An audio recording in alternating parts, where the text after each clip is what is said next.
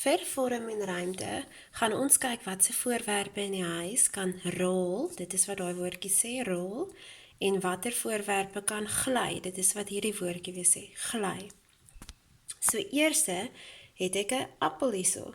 So, maar of hy nou kan rol of gly, gaan afhang van hoe jou voorwerp se rande lyk.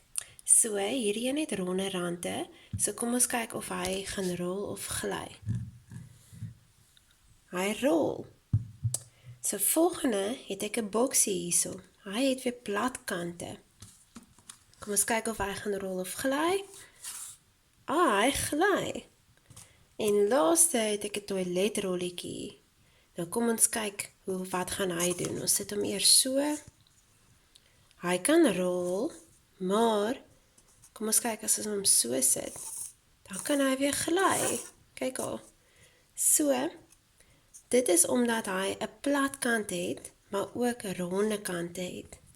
So jy moet nou gaan goedjies soek in jou huis en kyk of dit kan rol of gly of rol of en gly. So as jy iets het wat rol, kan jy hom daarbo op die rol sit. As jy iets het wat gly, kan jy hom hier op die gly sit.